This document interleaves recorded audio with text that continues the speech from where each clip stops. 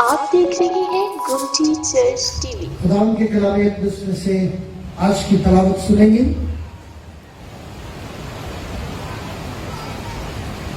نئے عہد نامے میں مقدس مرکز کی معرفت لکھا گیا انجیلی بیان، اس کا پہلا باب، اس کی 35ویں آیت مقدسہ سے 39ویں آیت مقدسہ تک۔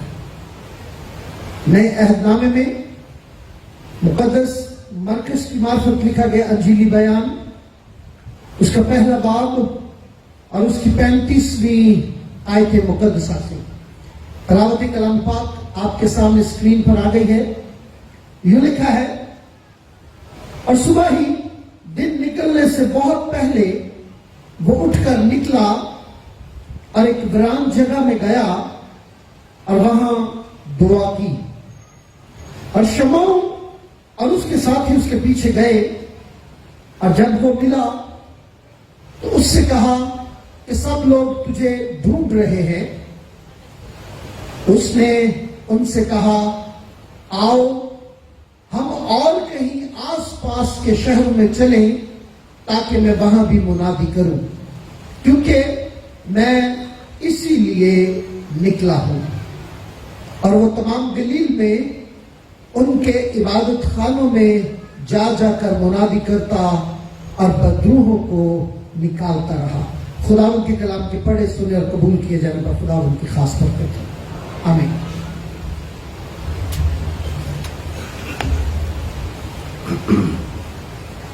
یسوع گلیل میں ہے، اور گلیل کی گلیاں بہت چھوٹی تھی، اور ایک بلاک ہوتا تھا، 4 گھر جس میں ہوتے تھے، اور ان کے منہ ایک دوسرے کی طرف ہوتے تھے، اور ایک گھر میں عام طور پر ایک ہی کمرہ ہوتا تھا جس میں 10-20 لوگ رہتے تھے، اور مشکل ہوتا تھا جگہ تلاش کرنا۔ اور یسوع چونکہ کافی مشہور ہو گیا تھا اور لوگ اس کے پیچھے آتے تھے، اور جب خدمت کا کام بڑھتا جاتا ہے تو عام طور پر لوگ آرام نہیں کرنے دیتے اور نہ ہی دعا کرنے دیتے ہیں۔ ہم لوگوں کے ساتھ مل کر دعا کرتے ہیں، یسوع بھی لوگوں کے ساتھ مل کر دعا کرتا تھا، لیکن جب اس کے اپنے لیے دعا کرنی ہوتی تھی، اکیلے خدا کے ساتھ باتیں کرنی ہوتی تھی، وہ شہر سے دور باہر چلا جاتا تھا۔ اس کا مطلب ہے کہ یسوع دعا کرنے والی ہستی تھی، اور پھر لکھا کہ وہ عبادت خانوں میں جا کر منادی کرتا تھا، عبادت خانوں میں جاتا تھا اور دعا کرتا تھا۔ اور ہم بھی عبادت خانے میں آتے ہیں تو دعا کرنے کے لیے، ہم سب کے ساتھ مل کر بھی دعا کرتے ہیں، لیکن آج کے کلام میں سے پہلی بات آپ کو سکھانا چاہتا ہوں، کبھی ہمیں اکیلے بھی دعا کرنی چاہیے۔ سب کے ساتھ مل کر بھی دعا کریں، لیکن کبھی کبھی آپ کو وقت ملے ذرا اکیلے بیٹھ کر بھی دعا کریں، اور یاد رکھیں جب آپ اکیلے میں دعا کرتے ہیں آپ اکیلے نہیں ہوتے، خدا آپ کے ساتھ ہوتا ہے۔ جب آپ لوگوں کے ساتھ دعا کرتے ہیں خدا بھی ساتھ ہوتا ہے، لیکن جب کبھی آپ اکیلے بیٹھیں گے، میں ہر روز صبح جب اٹھتا ہوں منہ دھونے کے بعد میں اپنے گھر میں اکیلا صوفے پر جا کے بیٹھ جاتا ہوں، تقریباً 1 گھنٹہ میں روز صبح دعا کرتا ہوں۔ یہ میرے اکیلے کی دعا ہوتی ہے، میں میڈیٹیشن بھی کرتا ہوں، دعا بھی کرتا ہوں، اب آرام سے بیٹھا رہتا ہوں 1 گھنٹہ، اور خدا کے ساتھ باتیں بھی میری ہوتی ہیں۔ پر یہ میں نے یسوع سے سیکھا۔ یسوع اکیلے میں دعا کرتا تھا، اور اس وقت لوگ سو رہے تھے۔ جب یسوع اٹھتا ہے لوگ سوئے ہوتے ہیں، تیرے رب نو نیندر بھی نہ آوے۔ اور یاد رکھیں آج کے کلام میں سے دوسری بات آپ کو بتانا چاہتا ہوں کہ 2 قسم کے لوگ ہوتے ہیں، ایک وہ جو خدا کے ساتھ چلتے ہیں، خدا کو پیار کرتے ہیں اور اور خدا انہیں بھی پیار کرتا ہے.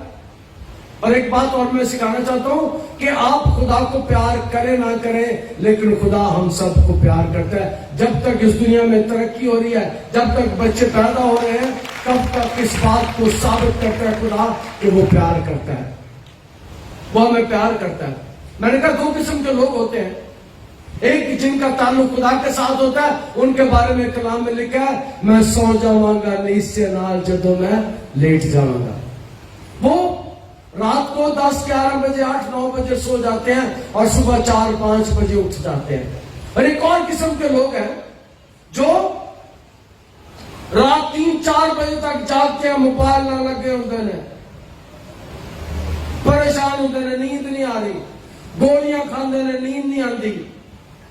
اور وہ لوگ ایسے کئی دفعہ لوگ ہوتے ہیں جن کی زندگی میں شیطانی قوتیں کام کرتی ہیں، جن کی زندگی میں شیطانی قوتیں کام کرتی ہیں، وہ رات کو سو نہیں سکتے. پہلی نشانی یہ ہے کہ جو میرے لوگ پاس آتے ہیں، میں پہلا سوال یہ کرتا ہوں کہ رات نیند آئی سی؟ کہتے نہیں جی کئی سالوں تو میں نہیں سوتا، کئی سالوں سے میں نہیں سوئی. یاد رکھیں جن کی زندگی میں شیطانی قوتیں ہوتی ہیں وہ رات کو انہیں سونے نہیں دیتی. صبح جب عبادت کا دعا کا وقت ہوتا ہے انہیں پھر 3 4 بجے جا کے نیند آتی ہے، پھر وہ سوتے ہیں، ورنہ رات کو 8 9 10 بجے وہ نہیں سوتے. یسوع ابھی لوگ سو رہے ہیں، گلیل کے لوگ سو رہے ہیں، اور یسوع اٹھا ہے اور پہاڑ پر گیا ہے، باہر گیا ہے، دور گیا ہے دعا کرنے کے لیے. اور کلام مقدس اس بات کو بیان کرتی ہے کہ گاؤں کے لوگ مل کر تو رہتے ہیں، ان میں آپس میں پیار بھی ہے. اور ہمارے گاؤں بھی، میں جب چھوٹا تھا تو گاؤں میں جاتے تھے، ہمارے گاؤں بھی ایسے ہی ہوتے تھے، بڑا آپس میں پیار ہوتا تھا سب کا، بڑے ایک دوسرے سے ملتے تھے. گاؤں میں اگر برات آتی تو سارے گاؤں والے اس کو ڈیل کرتے تھے. آج کل تو وہ ماحول نہیں ہے، لیکن ہمارے ملک اور فلسطین کے ملک کا، ہمارے ملک اور اس علاقے کے لوگوں کا ماحول ایک ہی جیسا تھا. اور کلام مقدس اس بات کو بیان کرتا ہے کہ جب دعا کرنی ہوتی تھی تو گاؤں کے باہر، میں چونکہ ان علاقوں میں گیا ہوں، گاؤں کے باہر پہاڑوں پر جا کر یسوع دعا کرتا ہے. اور انبیاء کرام اکثر پہاڑوں پر جا کر دعا کرتے تھے. مقدس موسیٰ جس پہاڑ پر دعا کیا کرتا تھا، میں اس پہاڑ پر بھی گیا. اور میں نے ایک اور بات سیکھی. ابھی میں جب چرچ میں داخل ہو رہا تھا، میری ایک بہن مجھ سے پوچھتی کہ بھائی صاحب ایت کی پہاڑ سے دعا کر نہیں جانا؟ میں کہ جانتے دل سے کرتا تو لوگ پیسے نہیں دیتے، جانتے دل سے. مجھے یاد ہے کہ ایک دفعہ میں چند سال پہلے گروپ لے کر ہم گئے دعا کرنے کے لیے پہاڑوں پر. 3 دن ہم وہاں رہے اور 3 دن رات ہم نے دعا کی. اور ان 3 دنوں میں ایسے ایسے معجزات ہوئے، ایسے ایسے کام ہوئے کہ میں حیران ہو گیا. ان لوگوں کو جن کو ڈاکٹر نے جواب دے دیا تھا کہ تیری زندگی میں کبھی کام نہیں ہو سکتا، ان کی زندگی میں وہ کام ہو گئے.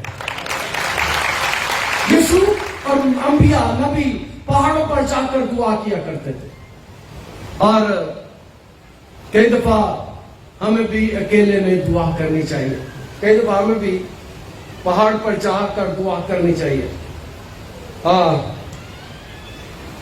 اگر کوئی صبح سویرے اٹھتا تھا تو اسے دعا کرنے کے لیے جگہ مل جاتی تھی. اور یہ ابھی اندھیرا ہے، یا جب یسوع اٹھتا ہے ابھی اندھیرا ہے، دن نہیں چڑھا، لو نہیں نکلی، اور یسوع دعا کرنے کے لیے پہاڑ پر جاتا ہے. یسوع کی زندگی سے ہم ایک اور بات سیکھتے ہیں کہ یسوع دن چڑھنے سے پہلے اٹھتا تھا. سرگی سویرے یسوع اٹھتا تھا، اور یسوع پہلے خدا کے ساتھ بات چیت کرتا تھا، خدا کے ساتھ رابطہ کرتا تھا. اور یسوع اس کام کے لیے شہر سے باہر جاتا تھا. اور کلام مقدس اس بات کو بیان کرتا ہے کہ یسوع کی زندگی میں ہمیں پتہ چلتا ہے کہ یسوع کی زندگی میں ایسے مواقع بہت دفعہ ہے. مقدس لوکا 5ویں باب میں بیان کرتے ہیں اس کی 16ویں آیت ہے، مگر وہ اللہ کے جنگلوں میں جا کر دعا کیا کرتا تھا. 5ویں باب میں 16ویں آیت میں مقدس لوکا کہتے ہیں کہ وہ اللہ کے جنگلوں میں جا کر دعا کیا کرتا تھا. اس کا مطلب ہے کہ اس کی زندگی سے ہمیں سیکھنے کی ضرورت ہے. وہ لوگوں سے الگ چلا جاتا تھا، وہ دنیا سے الگ چلا جاتا تھا، وہ حالات سے الگ چلا جاتا تھا. اور میں نے ایک بات پہلے بتائی ہے کہ چونکہ یسوع کی مشہوری بہت ہو گئی تھی اور بہت سے لوگ اس کے پاس آتے تھے. کئی دفعہ دن کے وقت، شام کے وقت، رات کے وقت لوگ اس کے پاس آتے رہتے تھے. اور یسوع اس لیے بہت صبح اٹھ کے دعا کرنے کے لیے مقدس لوگ کہتے ہیں وہ اللہ کے جنگلوں میں جا کر دعا کیا کرتا تھا. اور میں اس جنگل میں بھی گیا تھا، اس علاقے میں بھی، جب یسوع جن جگہوں پر دعا کرتا تھا. جب مقدس یوحنا کو سے اسے بپتسمہ لیا، میں اس جنگل میں بھی گیا ہوں. اور کلام مقدس اس بات کو بیان کرتا ہے کہ وہ پوشیدگی میں دعا کرتا تھا، دنیا سے علیحدہ ہو کر بھی دعا کرتا تھا. اور کلام مقدس اس بات کو بیان کرتا ہے کہ اور اس کہتے ہیں کہ میری مانت بنو جس طرح میں مسیح کی مانت بن گیا ہوں. ہمیں یسوع کی مانت بننا ہے، ہمیں یسوع جیسے کام کرنے ہیں، ہمیں یسوع جیسی زندگی گزارنی ہے، اور ہمیں یسوع کی طرح خدا کے ساتھ رابطہ بھی کرنا ہے، خدا کے ساتھ دعا بھی کرنی ہے، اس کے ساتھ رابطہ بھی رکھنا ہے. پھر مقدس لوکا کے 6 باب میں، لوکا 6 باب اس کی 12ویں آیت میں، اور ان دنوں میں ایسا ہوا کہ وہ پہاڑ پر دعا کرنے کو نکلا اور خدا سے دعا کرنے میں ساری رات گزاری. مقدس لوکا کہتے ہیں پہاڑ پر گیا اور دعا میں ساری رات گزاری. اگلی بات میں آپ کو سکھانا چاہتا ہوں کہ کئی دفعہ ہمیں راتوں رات جاگ کر دعا بھی کرنی چاہیے. اور ہم کوشش کرتے ہیں کئی دفعہ کہ ہر سال میں کئی دفعہ میں عام طور پر اس گرجے میں ہی ہوتا ہوں، 2 دن 3 دن 2 راتیں 3 راتیں، کہ میں اس تجربے میں سے گزرتا ہوں. میرے ساتھ کئی دفعہ 150 لوگ بھی ہوتے ہیں جو اکیلے میں دعا کرتے ہیں، مل کر دعا کرتے ہیں، دعا میں راتیں گزارتے ہیں. اور یسوع کی زندگی سے ہم سیکھتے ہیں کہ وہ ساری رات دعا کرتا تھا. ہم 15 منٹ دعا کرتے ہیں، آدھا گھنٹہ دعا کرتے ہیں اور تھک جاتے ہیں. ہم تھک جاتے ہیں تو پھر کہتے ہیں پر سب اتنی دعا نہیں سامنے آتی. اور یسوع کی زندگی سے سیکھنے کی ضرورت ہے کہ وہ ساری رات دعا کرتا تھا، ساری رات خدا کے آگے جھکتا تھا، خدا کے ساتھ باتیں کرتا تھا. اور کلام میں لکھا ہے اور صبح دن نکلنے سے بہت پہلے میرا خیال ہے کہ یہ 3-4 بجے کا درمیانی وقت ہوگا، اٹھ کر نکلا اور ایک ویران جگہ میں گیا اور وہاں دعا کی. بہت صبح 3-4 بجے اٹھا اور ایک ویران جگہ پر گیا اور اس نے دعا کی. اور اگلی بات میں سکھانا چاہتا ہوں، کئی دفعہ مجھے یاد ہے کہ کچھ وقت میں کیا کرتا تھا، گھر سے میں نے کنڈی لینی، جا کے ایویں نہر میں پھینک کے بیٹھ جانا، کتاب پڑھنی، دعا کرنی. اور میں اس تجربے میں سے گزرتا تھا. کئی دفعہ میں ایسا کرتا تھا کہ میں اکیلے میں علیحدہ میں جا کر دعا کیا کرتا تھا. اور وہ صبح ہی دن نکلنے سے بہت پہلے اٹھ کر نکلا اور ویران جگہ میں گیا اور وہاں دعا کی. اور شمعون اور اس کے ساتھی اس کے پیچھے گئے. شمعون اور اس کے ساتھی اس کے پیچھے گئے. یہ یسوع کے شاگرد ہیں. اور جو اگلی بات سکھانا چاہتا ہوں، یسوع کے شاگردوں کو یسوع کے پیچھے جانا چاہیے، اور یہ بھی یسوع کے پیچھے گئے. ہمیں بھی यीशु के पीछे जाना चाहिए। हमें भी यीशु को तलाश करना चाहिए। आज हमने दुआ किया कि खुदा ऐसे लोगों को लेकर आए जो खुदा के पीछे नहीं जाते और खुदा को लोगों में ढूंढने की कोशिश करते हैं। लोगों को जादूगरों में खुदा कई दफा नजर आता है। और मुझे याद है, पता नहीं आज वो बेटी हम बैठी उनके खानदान के लोग, वो कराची से आई और जब उसके भाई ने मुझे फोन किया कि पाजी साहब हमारी बहन पर बहुत सी शैतानी कुत्ते उसे तंग करती है, तो मैंने आपके बारे में सुना है, कलीसिया के बारे में, मैं उसे कराची से लेकर आना चाहता हूँ। मैंने कहा ले आओ, हम दुआ करेंगे और मेरे मां है वो बेहतर हो जाएगी। और उसकी माँ पीछे खड़ी थी, उसकी माँ सारी बातें सुन रही थी। वो अपने बेटे को कहती पुत्र ये काम पादरियां का नहीं, एक काम सियाणियां का है। और मैं अक्सर कहता हूं मेरे यीशु से सियाना कोई नहीं, मेरे यीशु से और आपके यीशु से सियाना कोई नहीं है। हम आज भी सियानों के पीछे भागते हैं, हम आज भी यीशु की सलीब के नीचे नहीं आते, यीशु के पास नहीं आते। और याद रखें हमें यीशु के पास आना चाहिए क्योंकि यीशु जिंदा है। हमें यीशु के पास आना चाहिए। और फिर वो लड़की को लेकर आया, लड़की कराची से आई और वो पहला तजर्बा था मेरी जिंदगी का, ये बहुत साल पुरानी बात है, पहला तजर्बा था मेरी जिंदगी का यहाँ पर कि जब उसके लिए हम दुआ करते थे उसके मुंह से सुइयां, कील, कांच और ऐसी चीजें और तावीज निकलते थे। पहली दफा उस लड़की जो कराची से आई थी उसके मुंह से ये सारी चीजें निकली और हमें चंद माह लगे और उसके बाद उसने शिफा पाई, मुकम्मल तौर पर सेहतयाब हो गई। और फिर पिछले दिनों मैंने उसका निकाह भी पढ़ दिया, बिल्कुल ठीक हो गई बच्ची कराची से जो आई थी। फिर उसने उस खानदान ने शिफा पाई, सारे खानदान ने। फिर उन्होंने कहा कि हमें अब वापस कराची नहीं जाना, उन्होंने यहीं पर घर ले लिया और फैसलाबाद में रहना शुरू कर दिया, इस वजह से कि खुदा ने उनकी बेटी को कई सालों के बाद शिफा दी थी। यीशु के पीछे हमें जाना चाहिए, यीशु के पास हमें जाना चाहिए। और कलाम में लिखा और शमन और उसके साथी उसके पीछे गए।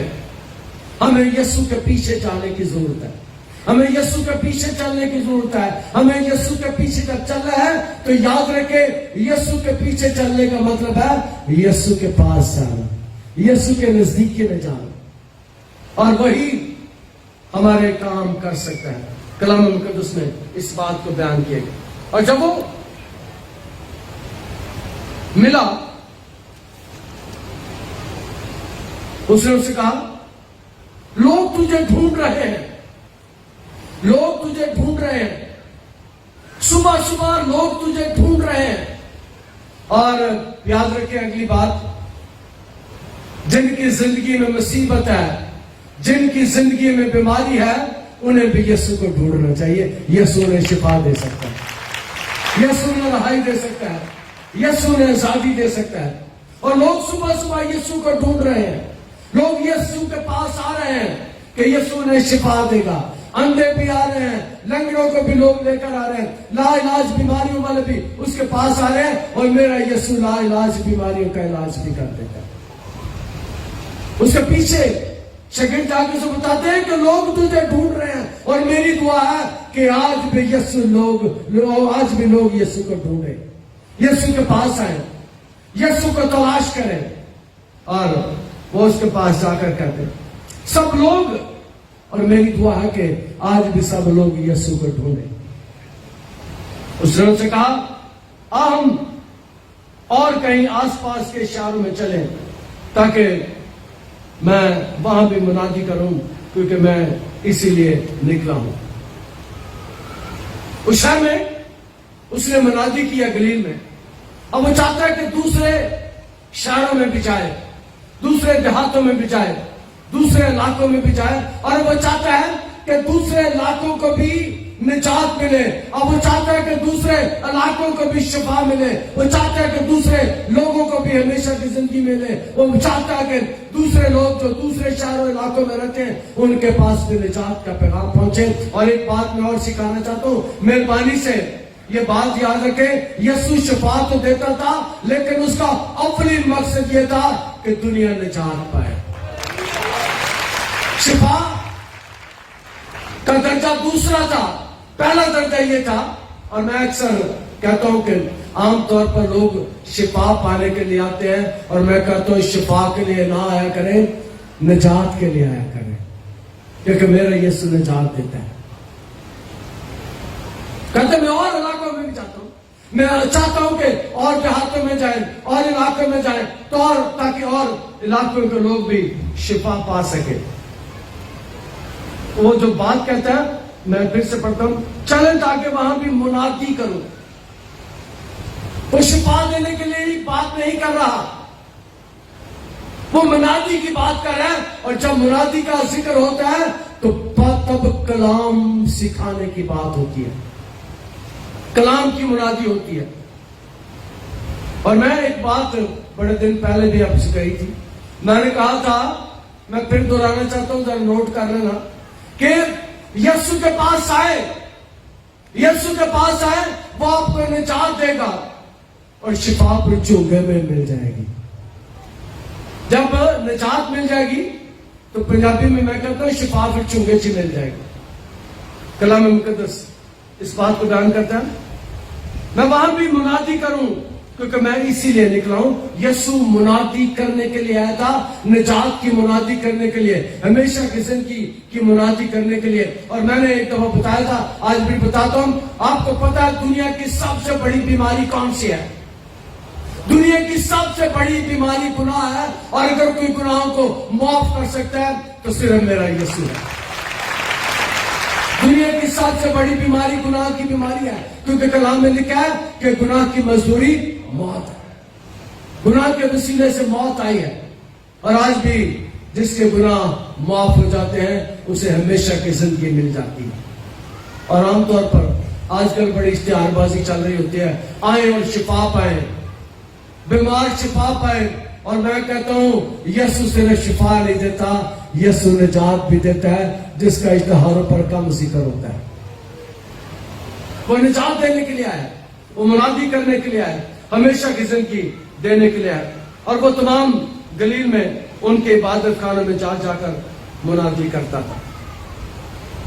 यीशु तमाम गलील में उनके इबादत खानों में जा जाकर मुनादी करता और फिर बदरूहों को निकालता। और मैंने एक बात बताई है कि बदरूहें सोने नहीं देती, और यीशु उनको निकालता था कि मेरे लोग आराम करें, मेरे लोग खुदा की इबादत करें, मेरे लोग खुदा के आगे झुके। इसलिए वो मुनादी करता, और मुनादी करने के बाद वो बदरूहों को निकालता। और हम भी यहाँ पर इबादत करते हैं, दुआ करते हैं, मकसद बदरूहें निकालना नहीं होता, मकसद कलाम सुनाना होता है, मकसद उसकी इबादत करना होता है। हाँ, एक आखिरी हिस्सा वो भी है जिसमें हम बीमारों के लिए दुआ करते हैं। याद रखिए, हम सिर्फ बीमारों की दुआ करने के लिए यहां नहीं आते, हम बीमारों के लिए यहां नहीं आते, हम खुदा के लिए यहां आते हैं ताकि उसकी इबादत कर सके, उसके आगे झुक सके।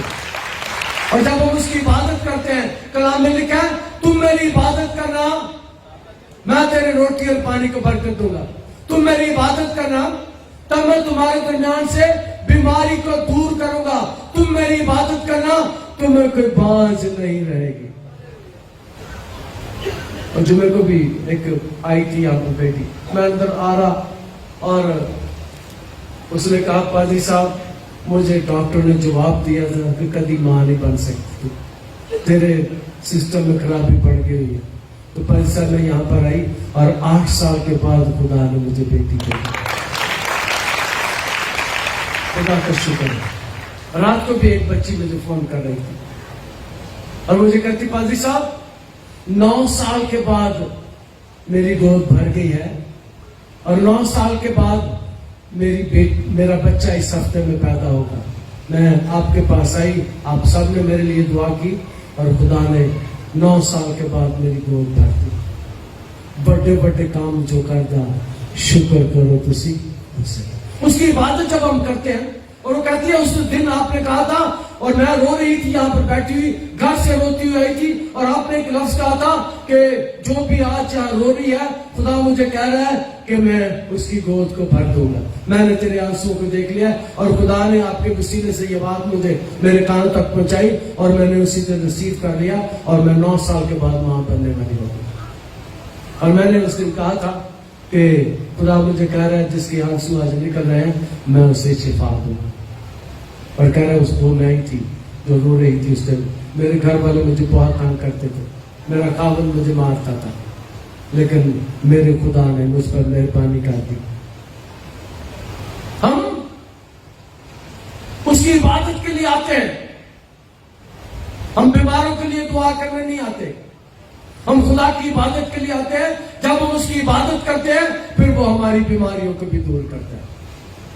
اور یہاں پر لکھا ہے اس نے بدروہوں کو بھی نکالا, بیماریاں بھی دور کی. اور جب بدروہوں کو نکالنے کی بات ہوتی ہے تو بدروہوں بیماریاں لگاتی ہیں, اور ایسی ایسی بیماریاں لگاتی ہیں.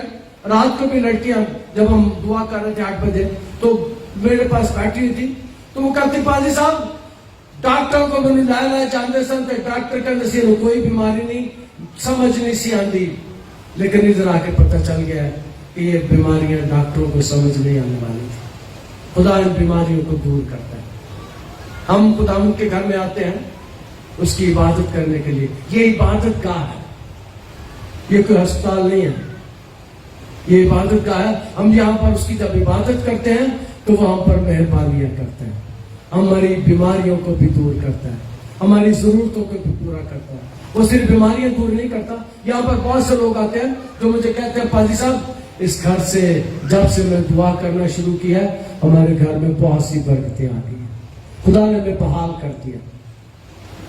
اور خدا انداز بھی اپنی عبادت کے وسیلے سے ہمیں بحال کرے. خدا ان کا شکر اس کے کلام کے لیے. ہم دعا کریں. عزیز اور پیارے آسمانی خدا تیرا شکر تیری تعریف کرتے ہیں تیرے کلام کے لیے جو ہمارے قدموں کے لیے چراغ اور راہ کے لیے روشنی. تیرے لوگ تیرے گھر میں تیری عبادت کرنے کے لیے آئے, اور جب وہ تیری عبادت کریں تو خدا ان کے روٹی پانی کو برکت دینا, ہمارے بیماروں کو دور کرنا, ہماری بیٹیوں اور بیٹوں کو جو بے اولاد ہیں اولاد دینا, اور ہمارے گھرانوں خاندانوں کو برکت دینا, اپنی کلیسیا کو برکت دینا. یسوع کے القادر نام کے وسیلے سے. آپ دیکھ رہے ہیں گمٹی چرچ ٹی وی.